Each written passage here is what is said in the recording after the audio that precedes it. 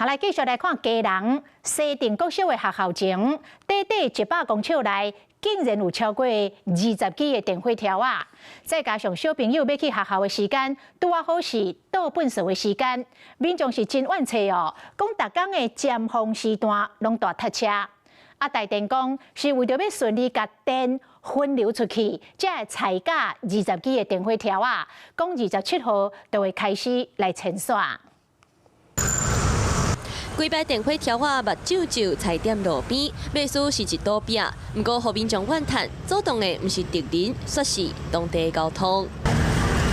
小学的门口乌多摆停甲满，歹册包的囡仔赶紧入去学校上课。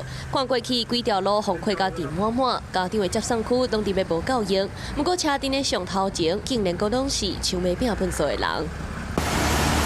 这是基隆西定国小校门头前，短短100公尺内有超过20支电火条瓦，条瓦之间上瓦近，敢若1公尺半，引起交通乱象的争议。在上下班的时间，车流量非常大，到垃圾又家长接送，然后有时候会又有违停的状况。若是车真多，校门阁有公车站，那到上下班的时间，拢总会做伙。我们希望把这6根电线杆移到人行步道这边来，那让垃圾车呢可以往前挪。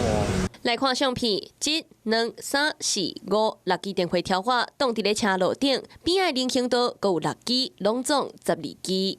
会在11月27号的晚上到28号凌晨，会办理一些电线杆的一些迁移的工程。台电人员表示，车路顶的电火条瓦早伫咧半冬前就决定要拆，嘛已经伫咧人行道起新的。不过因为转移工程会造成失电，烦恼会影响到居民的生活，才避免伫咧热天动工。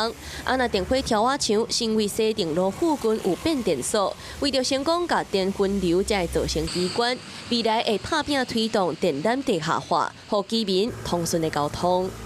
你好，我是宋彦明。想掌握最及时的新闻资讯吗？赶紧订阅、按赞、开启小铃铛，锁定华视新闻 YouTube 频道。